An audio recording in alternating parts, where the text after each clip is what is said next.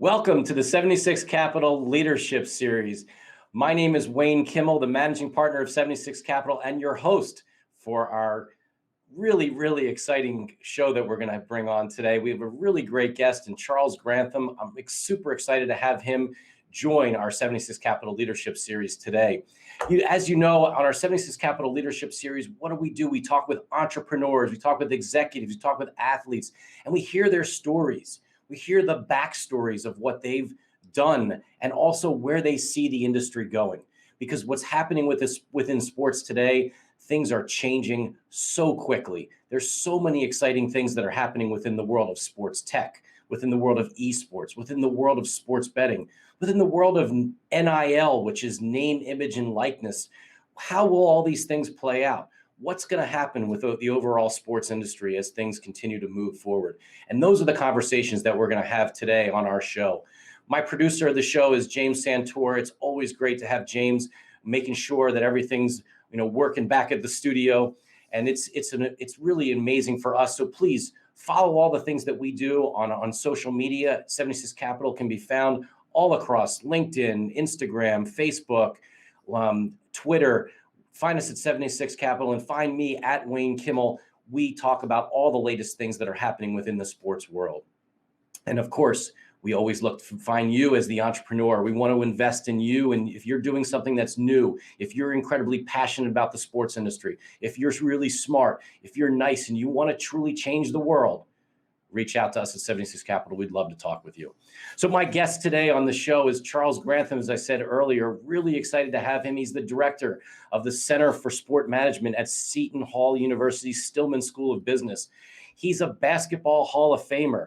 It adds to our list of Hall of Famers that we've had on our show. This is really exciting to have him join our show. He's the former union executive with the NBA Players Association. He's represented or advised a lot of NBA players, including Charles Oakley, Amari Stoudemire, and Tobias Harris. And he has some really great stories, and I'm excited to bring him onto our show. Charles, welcome to our 76 Capital Leadership Series. Well, thank you for having me, Wayne. I look forward to our discussion. Well, it's really great to have you. And, it's one of these things where, it's really been an honor for me to be able to sit down and have conversations with the leaders in sports, people who have really done incredible things over their career and are really pushing things forward right now because there's so much opportunity. So before we get into some of those really exciting things that are happening, I want to hear kind of a little bit about you, where you grew up, a little bit of your story. And I think that would be really exciting for our audience. Well, I grew up in a little town called Bethlehem, Pennsylvania. It's not too far northeast of Philadelphia. I spent my junior high and high school years there, was a participant in sports, all the major sports, football, basketball, baseball, and track. And, those were the days when we didn't specialize so much. You came in and you sort of became an all-around participant in all the sports at that time. And once I graduated and from Bethlehem, PA, I got a lot of good friends and just an understanding of a good education as well throughout the school system there. And then went on to a place called Cheyney State University. It's part of the Pennsylvania State College system, and played basketball there. And for me, it was an ideal place to go because it was the oldest, most historically Black college. It was the first historical Black college since I think it was 1837 to be exact. So it was a good education and a good opportunity to get an understanding of my background from where I came and who was I and how did I fit into this thing called the civilization and where did I get my inclination to be an athlete and try to at the same time balance that with an education and what kind of future was there for me. Pennsylvania at that time and the system that they had called the Pennsylvania State System primarily focused on teaching and education. And initially, my hopes were to be a coach and to go to Cheney and get an education and then eventually teach school. On the way, we had a great basketball team there. We won the state championship, was nationally ranked in small colleges, and several players I was able to play with went on to become professionals in the ABA and some in the NBA. Upon leaving Cheney, I coached and taught school at a place called Darby-Colwyn, Pennsylvania, Darby-Colwyn School District. And it was great because I got a chance to do something that I had planned to do, had trained to do, strong interests. I ended up coaching football, basketball, track, met a lot of great young people, but also recognized that teaching at that time, and I was a young married guy at the time, was not financially able to support the interests and the needs of my family, and sought to go into a business as an opportunity, and pursued opportunities with General Electric in particular. And I went to work with them as a recruitment specialist. And at that time, there's a lot of energy around integrating the sciences and in the engineering field, etc. And that's where my first assignment initiated, and was really able to learn a lot about business, about wages, hours, and working conditions of the various employees. Got involved in marketing, good understanding of labor management, labor relations. And one thing I noticed while I was there is that if in fact the prospects of doing more in the field of business, I needed more education. And consequently, I went back to the Wharton School of Business, the University of Pennsylvania there in Philadelphia, and studied business for a couple of years. And during that time was still looking to see where in fact I could incorporate my business training with sports.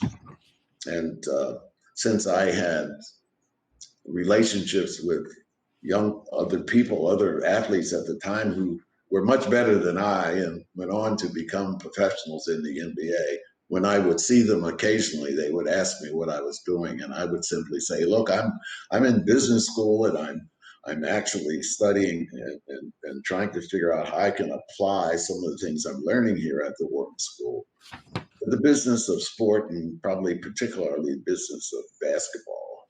They invited me up to speak to the council of their respective union called the National Basketball Players Association. And I went up and I met with Larry Fleischer, who at the time was the general counsel.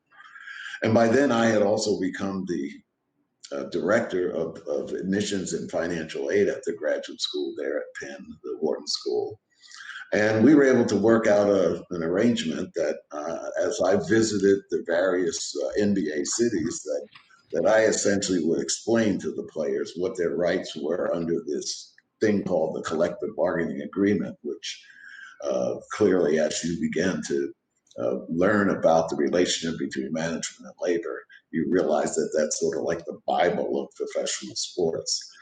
And that was a good entry level position. I consulted for the first couple of years before I became a executive vice president, their first executive vice president, actually, because as an organization, they were also growing. And I think one of the things that I helped them do was to become more of a multifaceted organization, to get involved in educational opportunities for the players, to also impact in the social justice issue, an area of social responsibility.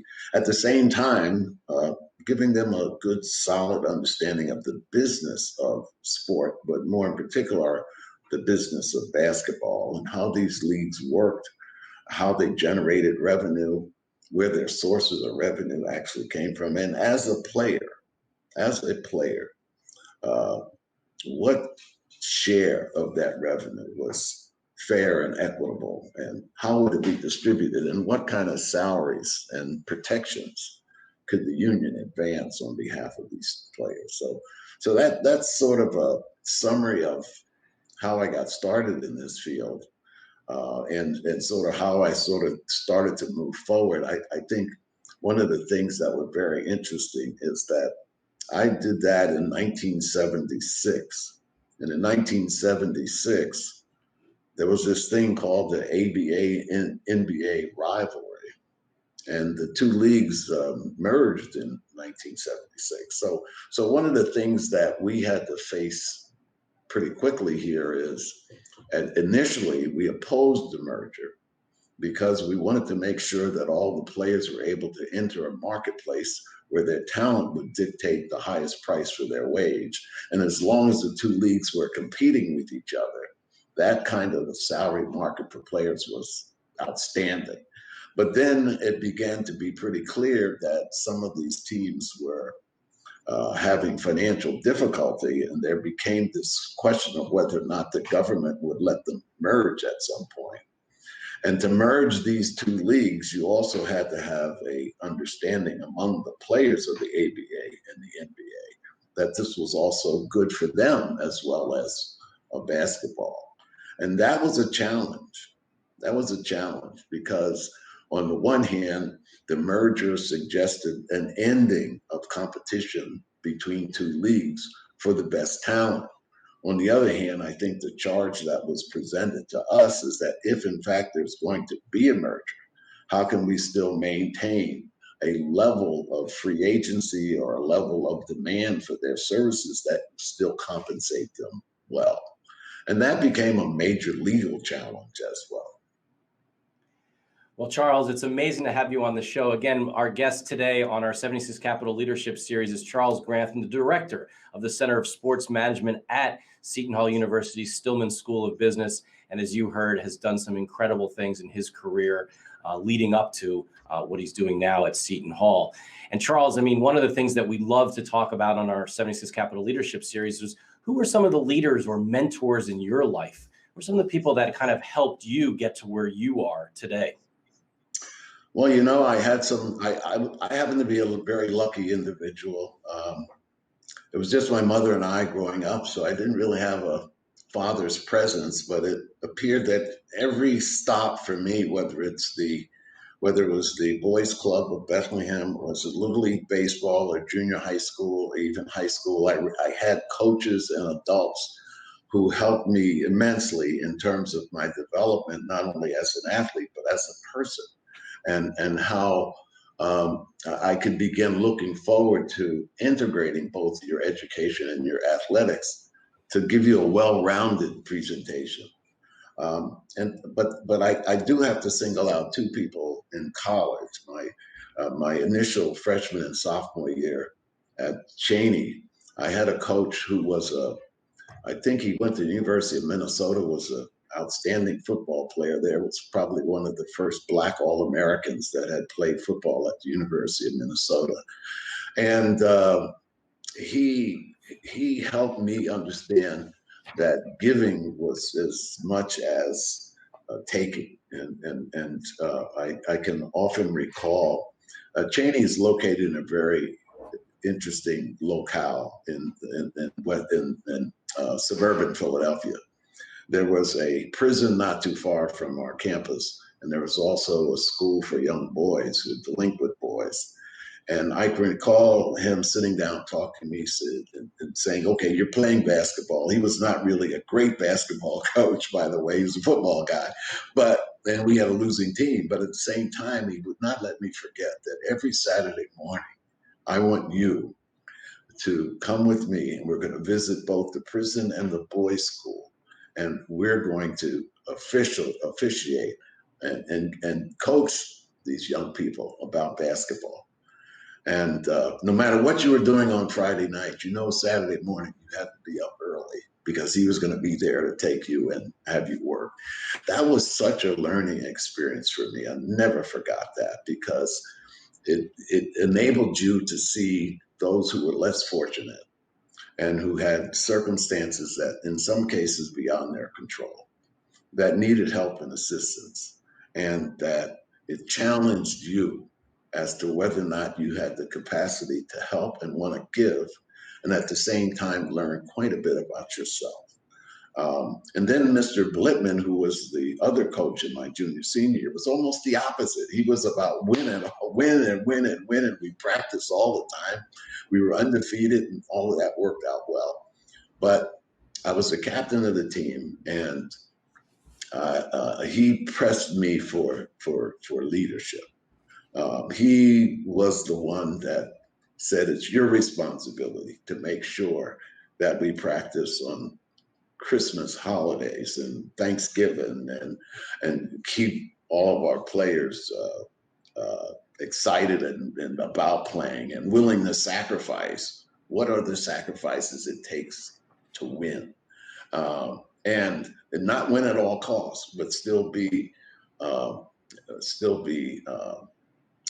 gentlemen about it, and to work hard and to seek the rewards that competition brings.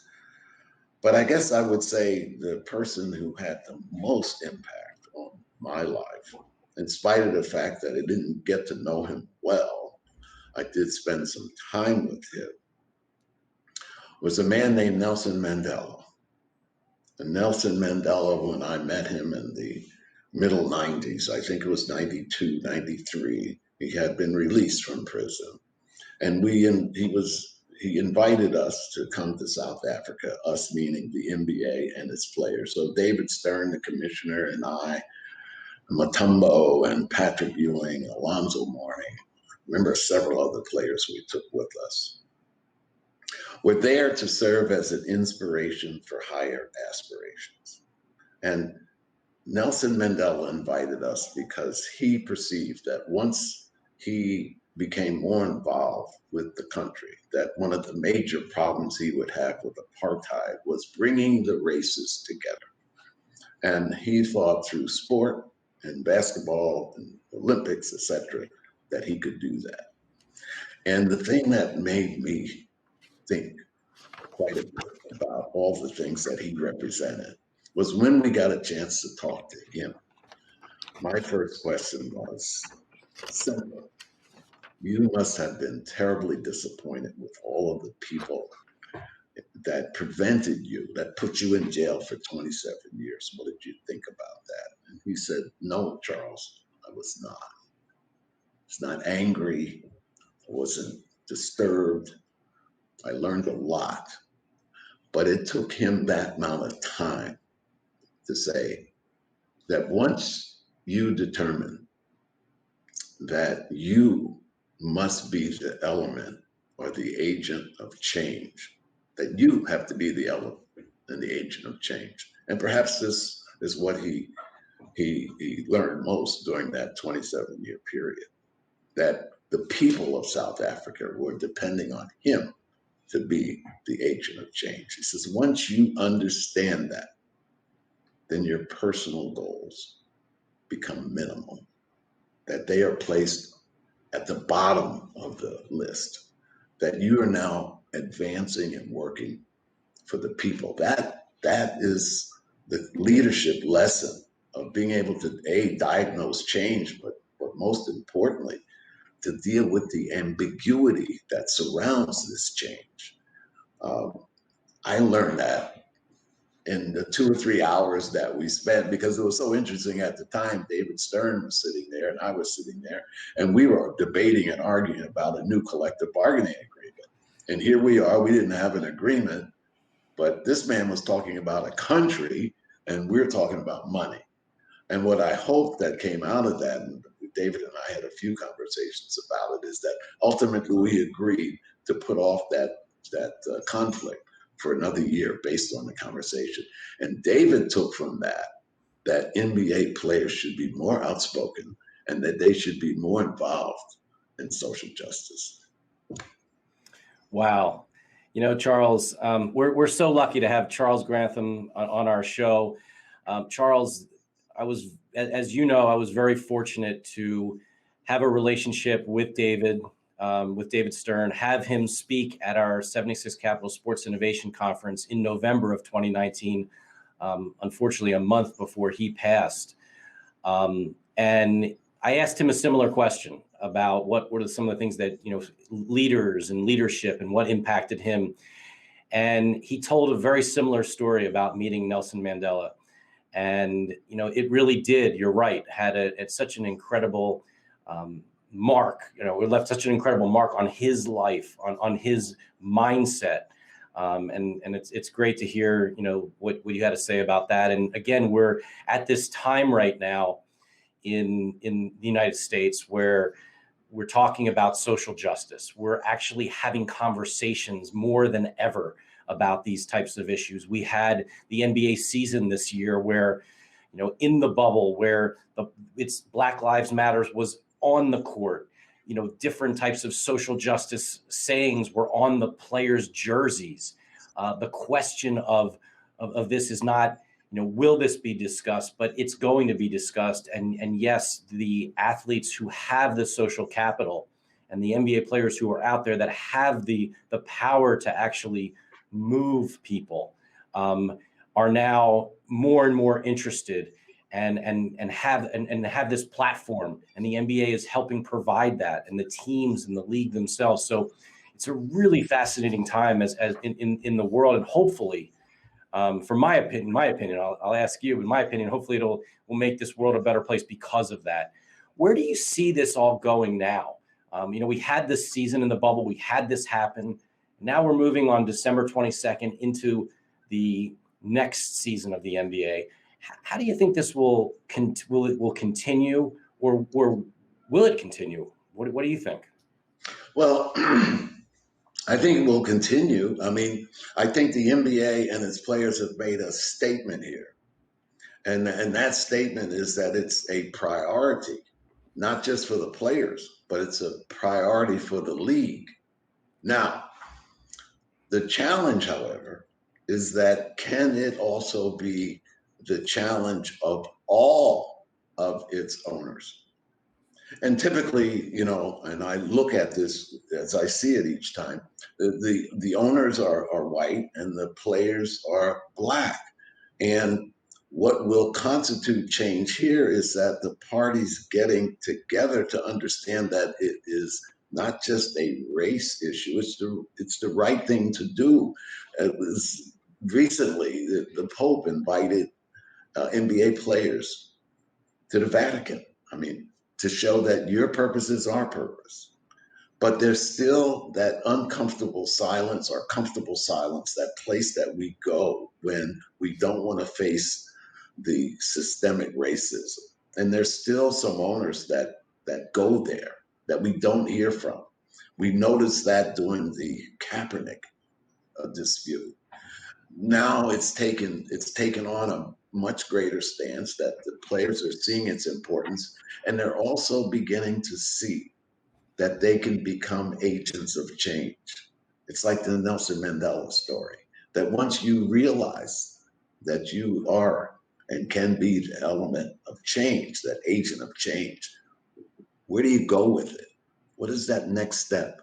And from what Adam says, of course, they're going to go back to closer to business as usual, but they have created a coalition, that coalition between players and owners in the league. You notice I say the league, owners, and players as three groups, not just one, because there are a good handful of owners that are still sitting into that comfortable silence area where they don't quite want to face the realities of the systemic racism, because it will call for them, and perhaps they are Republicans and possibly real supporters of the President Trump, and they see that division and aren't willing to step in that space. And I think what this is going to call for is forget about your party affiliation. And this is the right thing to do. So for once, can we both, as Democrats, Republicans, get together and say, this is the thing that we can do as partners.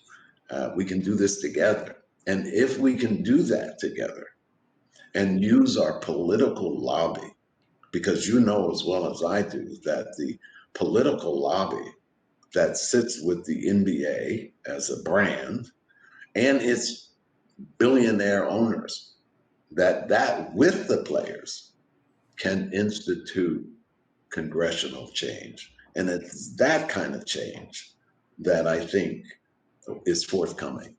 I really do believe that.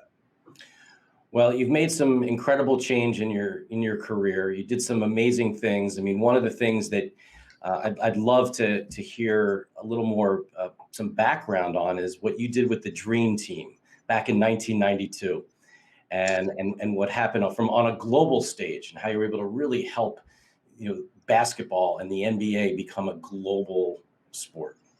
Well, I think again, it's that question. I believe the challenge of being an instrument of change. On the one hand, it's also that challenge that says, as leadership, can you diagnose change, and can you deal with all the ambiguity that surrounds that change? And at that particular time, the world of basketball was asking for NBA players to participate. And one of the challenges with the league and its owners was we have guaranteed contracts with our young players, and if in fact they are injured in the Olympics, who's going to be responsible for those contracts? And it was clear from where we stood, or from where I stood, that this was something that the teams had to maintain a responsibility, that they could not allow and expect our players to play in a worldwide competition without their contracts being guaranteed and secured. That was one thing. And the second thing was that while this may present a marketing opportunity for the NBA, and the NBA can become far more worldwide in developing its marketing and developing its marketing opportunities and promotion and new television contracts for international exposure, that the players were not going to do this for free. And it was my point and input there that since there were three stakeholders here, the Olympics, the NBA, and its players, that our players would be entitled to one third split of the revenue that would be generated by this relationship. And it all worked out to be exactly what we thought, and that it was a dominance of the players in the Olympics. And at the same time, it increased a couple things. One, it increased interest worldwide in NBA basketball, but it also increased our diversity from the standpoint of international players. There are many, many players who will sit and tell you that Dream Team performance in Barcelona really motivated them to become NBA players. Well, I'll never forget, watching that. I mean, I was, watching the NBA players in Barcelona. I mean, they were like rock stars walking around town, and the stories that Michael Jordan talks about, and Magic Johnson and Charles Barkley, and just those guys must have been incredible. Well, one of the things they probably don't talk much about, which was very interesting, is that the best games that I've ever seen play basketball were the scrimmages. The scrimmages between the first team or the second team. And really, I mean, it didn't matter. You got 12 guys that were really phenomenal.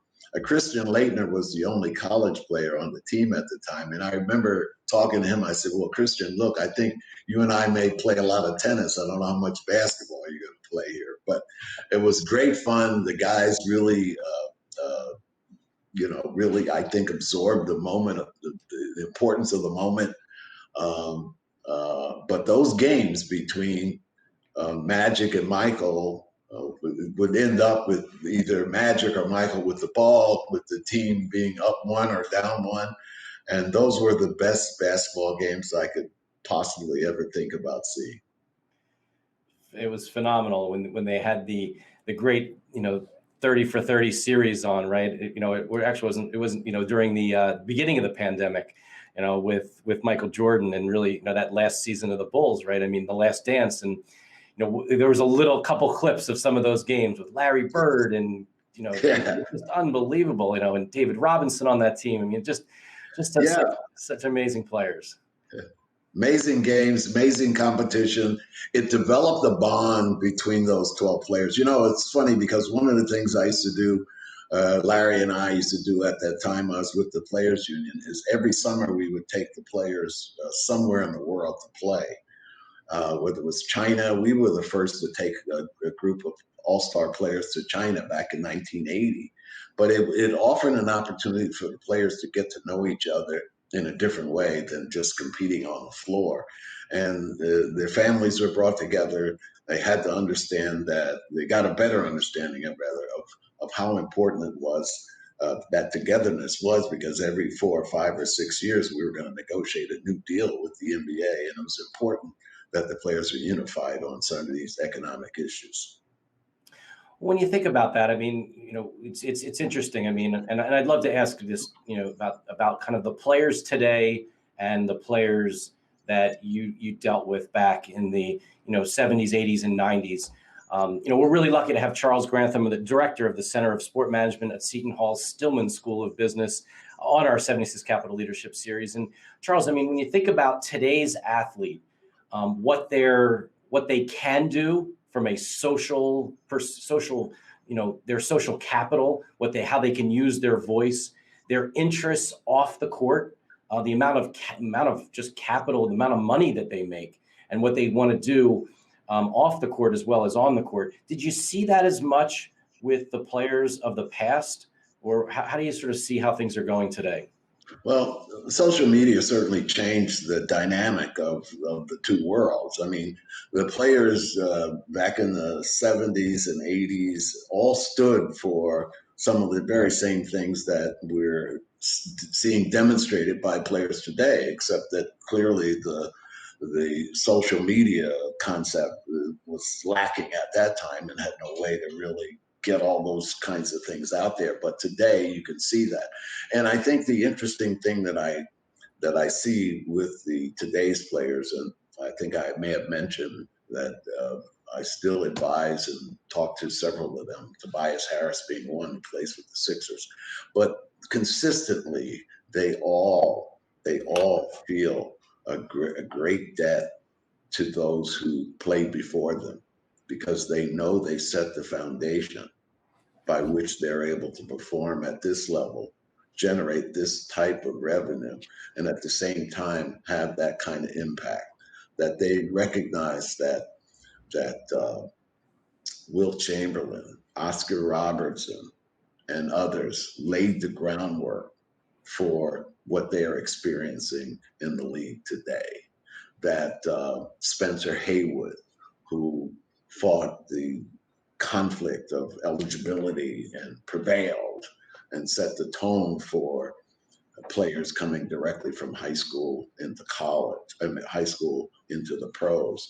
And even though that there's now the one and done, I think ultimately that may be changed, but it opened that opportunity for players to advance based on the uniqueness of their talent.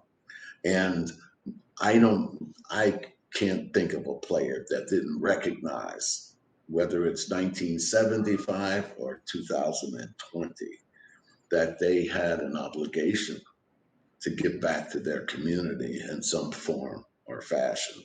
And all of them have found comfort in being able to do that, and recognizing that the communities from which they come and the way in which they're being policed today, extremely important, and where they can set the tone and see a change happen.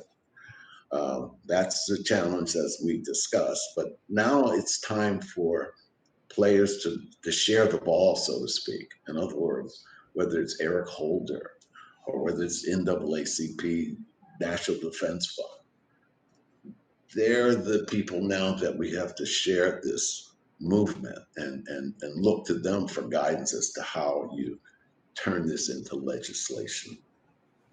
Absolutely. And one thing, I think that's really insightful. And I'd also love to understand from a business perspective, right? I mean, certainly the social side and philanthropic side are so important. But how do you see a difference in today's players from a business, their interest in business as compared to the players in the 70s and 80s?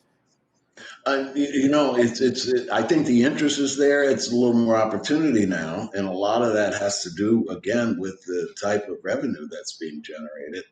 Um, but I'm consistently a believer that the athlete of the 70s and 80s not only laid the foundation, but they had the motivation to do similar things. They helped in different ways.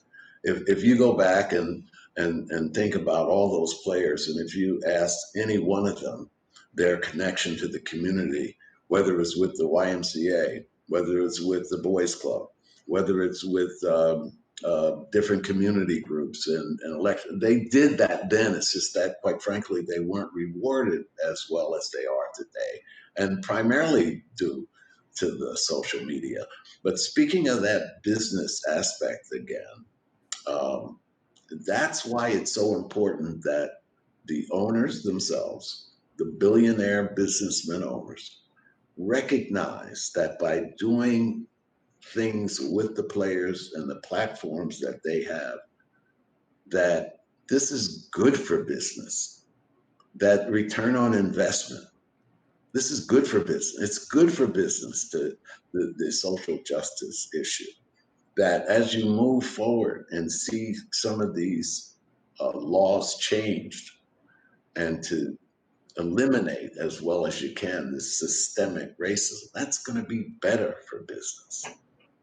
And I think that if there's a tension there, that's where it is, because some of the multi-billionaire owners perceive that Black Lives Matter, the label, the social justice issues may be harming their product. And at the end of the day, I think they will begin to see that it's going to be best for business, that the value of your franchise is going to increase, that the tensions that are being created, once we face them and deal with them, it's going to improve your relationships with the various communities.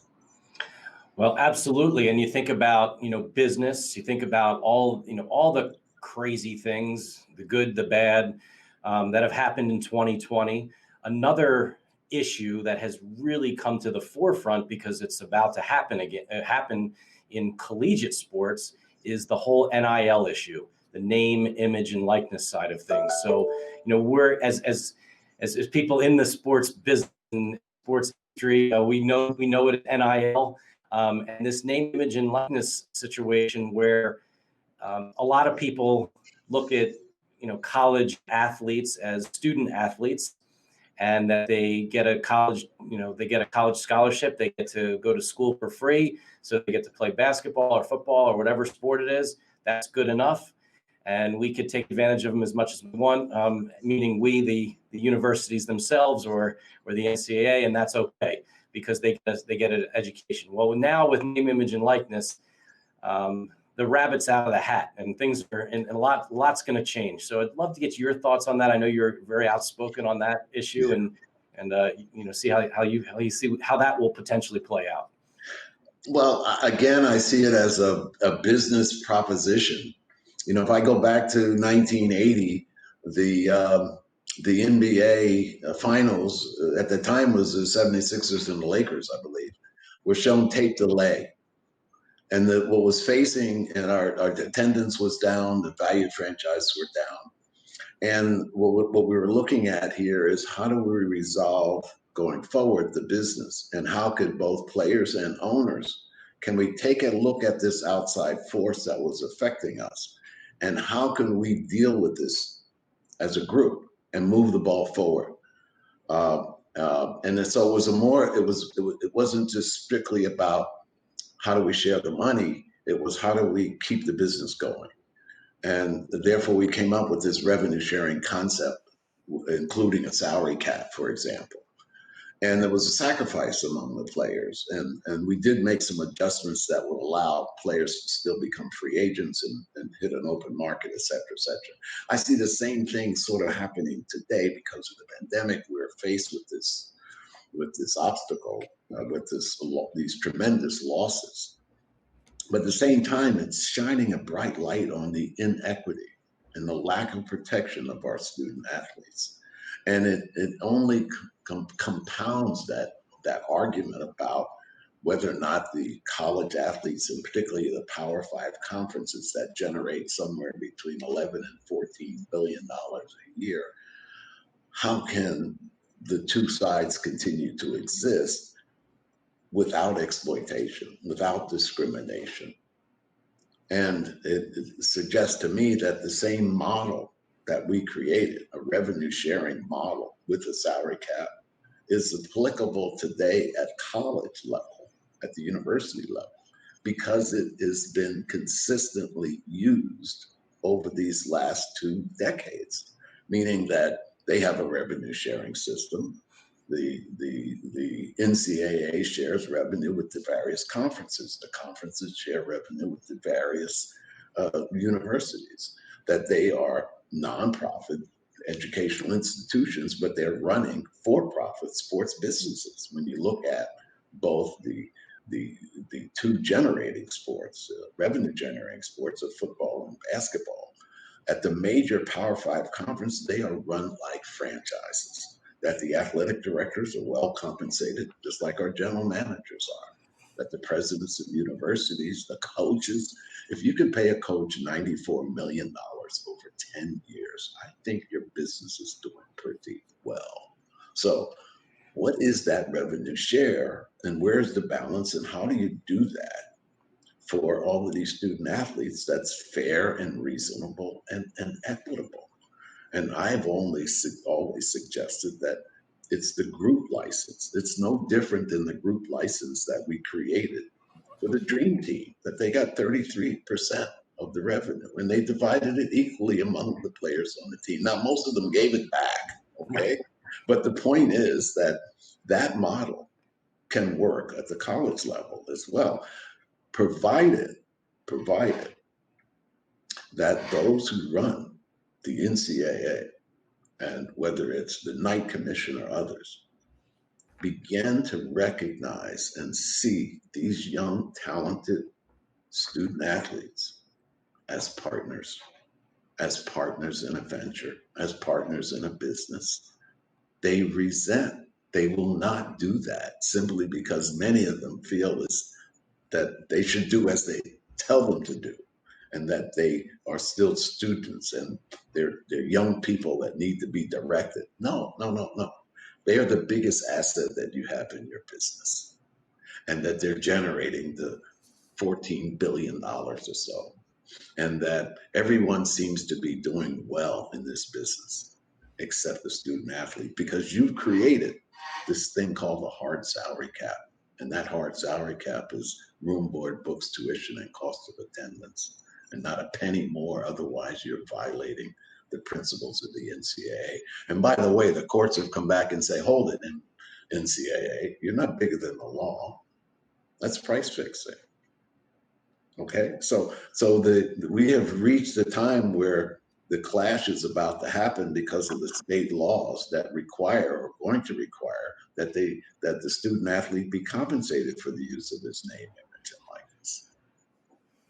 Yeah, I think it's really interesting how you talk about it from a group licensing perspective, because right now, I think it's the way that a lot of the groups are talking about name, image, and likeness right now. It's just giving the opportunity for student athletes to go out and quote unquote make money, right? And I think that they're already making money in what they're doing on the court, on the field, but now they're saying, okay, you can do more, which is great.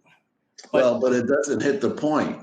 See, yes. In other words, what I'm saying to you is that they've done that as an initial negotiating offer.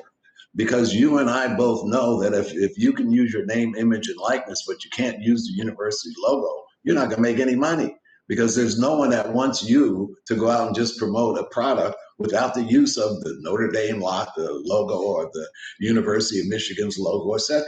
So to me, it's that, guys, we hear what you're saying, but that's like an initial offer in a negotiation. The question will be the clash.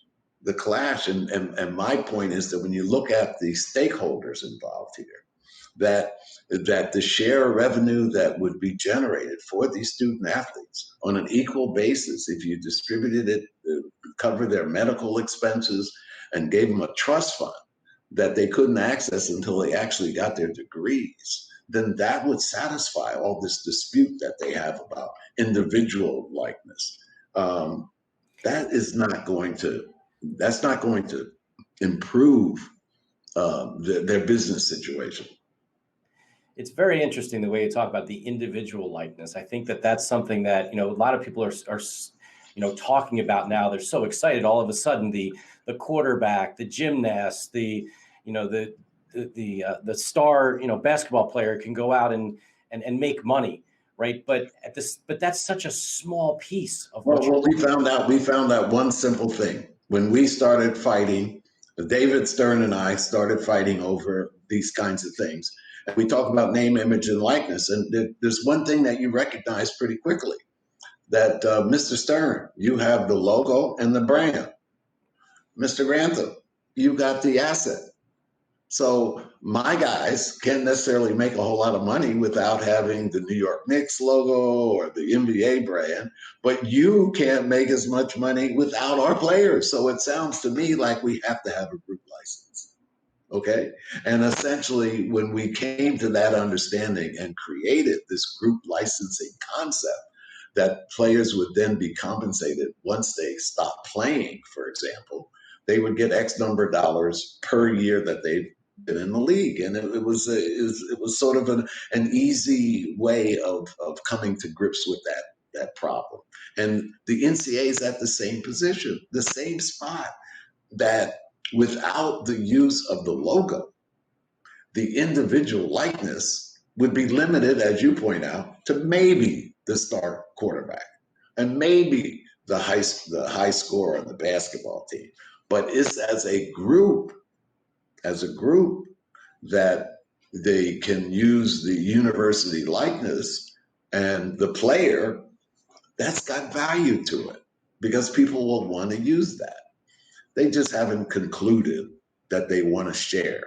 They know this. And by the way, the reason they know all of this is because the same lawyers that represent the NCAA, they represent the NBA, they represent the NFL, they represent Major League Baseball, they represent the National Hockey League.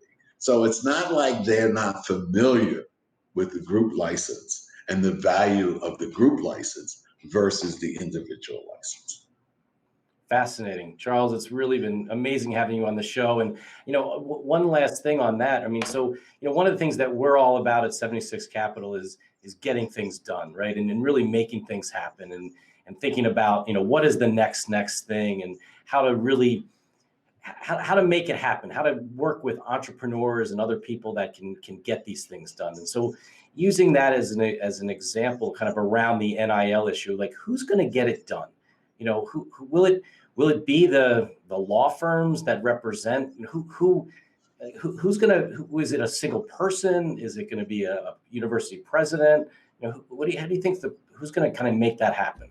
Well, right now it's sitting with Congress, because the NCAA would like to see a federal bill, because they have to respond to first the California state law, which I think goes into effect in 21 or 22. That's going to allow individual student athletes to be compensated for the use of their name, image, and likeness. But name, image, and likeness is the foundation by which the NCAA has been able to command such a large amount of revenue from broadcasters. Don't forget, the NCAA has used the group license, the group license to do what? To gain a broadcast contract for $1 billion.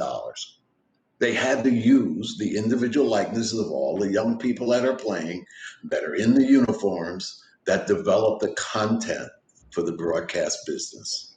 And they are compensated well for that. All I'm suggesting is that the unique athletes, the talented athletes that make up that group should be compensated in a fair and fair way for the use of their name, image, and likeness. It's the nature of our sports business, name, image, and likeness. Whether it's the NFL that you see, the NFL brand and its team brands, the NBA, its brand, its team brands, they are not as valuable without the use of the talented athletes that wear them.